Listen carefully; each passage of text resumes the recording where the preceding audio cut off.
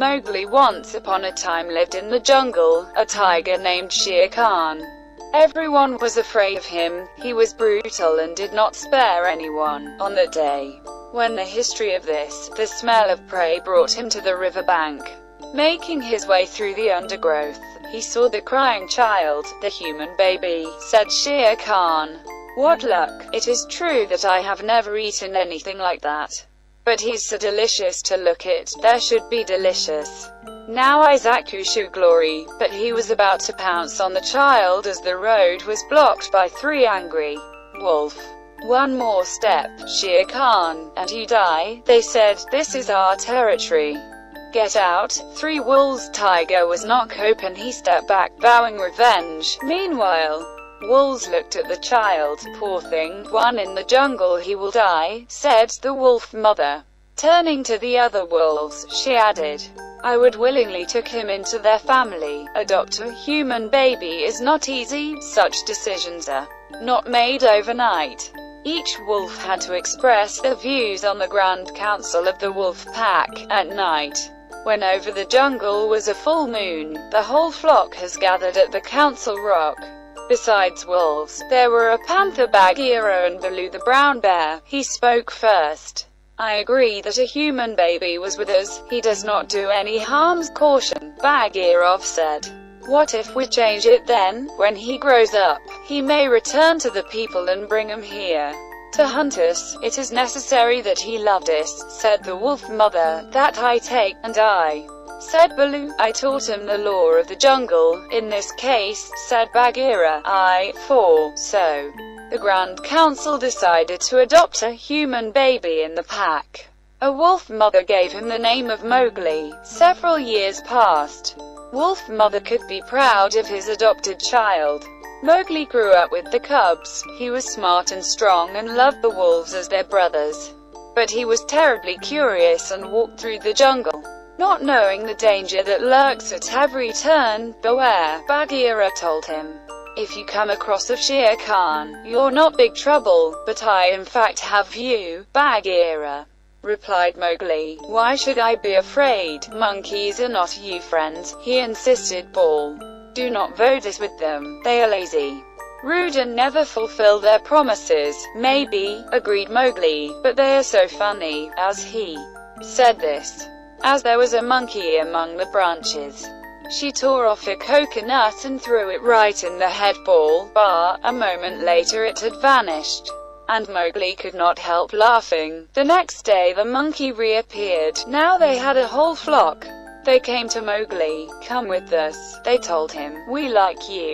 Do you want to visit our palace?" Mowgli thought. Doubts assailed him. What if Baloo writes, and it is a trap? But curiosity was stronger. In fact, visit the ruins of an ancient Indian city, inhabited by monkeys. It was his old dream, and forgetting instructions Baloo, he hit the road. Noticing the disappearance of Mowgli, Baloo soon realized that the monkeys had been able to lure the boy into his lair. They rushed to seek Bagheera. "Together," said the panther, "we cannot cope with them. Monkeys too much. I see only one way out. Ask for help from Kaa." Kaa was a huge snake boa. He was terribly greedy and climbed trees better than monkeys, so they are deathly afraid of him. Kaa, without hesitation, agreed to help Bagheera and Baloo. They found Mowgli deep snake pit at the entrance to the ancient Indian city. "Monkeys deceived me," I complained, Mowgli, hungry and bruised. "They wanted to make me his slave and threw him here, at his feet, writhing cobras. I'm tired to fend off this poison people." He added another oath, "Shvirivaya cobra. I'll deal with them," said Bagheera, "but you have to hurry while the monkeys are not gathered with the forces. This is my concern," said Kaa. And then began a terrible battle. Friends, Mowgli was stronger. Only flight could save monkeys. But they had to do was only 2 possibilities. Either jump into the water, where they waited, fearful fangs bared Bagheera, or try to get past the car opened his terrible mouth. Few of the monkey managed to escape the jaws of a huge boa, so Mowgli was saved. the unrest left behind. "Well," said Bagheera, "I hope this time the lesson will do you good. Just think how much trouble you brought the three of us." Shamed Mowgli looked down, but Kaa, who knew nothing about moralizing, said, "But, in my opinion, it was just what we needed. We nicely amused. I am happy, and my Geladok even more, thank you." "Nice Gar," said Mowgli. "I will never forget." The wolf pack Mowgli waited for bad news. Old Shere Khan appeared again in these places. But even worse was the fact that he was able to sow discord among wolves. The old wolves were on the side of Mowgli. A young but felt that he must leave the jungle and back to the people. They did not know that Shere Khan Mowgli wants to tear at the first opportunity. But it knew Bagheera, and she suggested Mowgli what to do. "Go to the people and do not come back until red flower, in the language of animals red flower called the fire, a formidable weapon that could scare Shere Khan." At nightfall, Mowgli went to the village. There, unseen, he got a pot of hot coals and brought them into the jungle. Mowgli called Shere Khan on the Grand Council of the pack, torch held high. He shouted, "Shere Khan, I'm not afraid of you. Jet out and remember that the next time I come to the big board with your skin." Tiger fled. But it is not reconciled. Wolf, even on the contrary, was another reason for discord between the old and the young. And then Mowgli decided to go to the people. At first, life in the village Mowgli amused.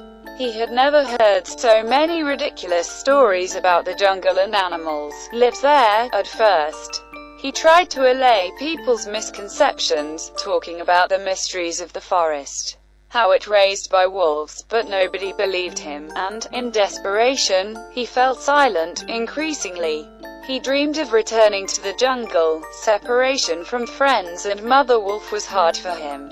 People entrust him to graze a herd of buffalo. Mowgli enjoyed it. Fetches and animals to the edge of the pasture where the jungle began. There he met one of two young wolves. "You were right," they said. "Emu, we made a mistake.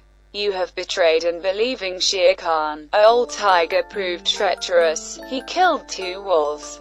If you were with us, you would take revenge on him." So Mowgli realized that he could go back to the jungle, to the life he loved. "Call Shere Khan here," he suggested the wolves. "Tell him that I'm alone, and that he could easily eat me, and I really take care of our meeting." Wolves exactly fulfilled his request.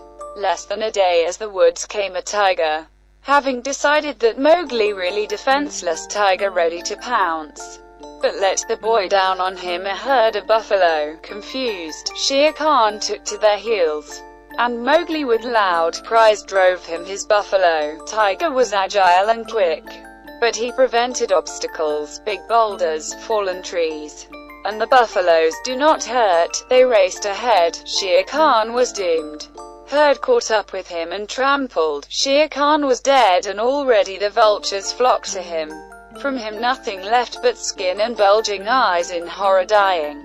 The real hero Mowgli back to his pack. Bagheera, Baloo and fellow wolves were proud of him, and his heart is filled with happiness. On the day of their great victory, he vowed never to leave the jungle.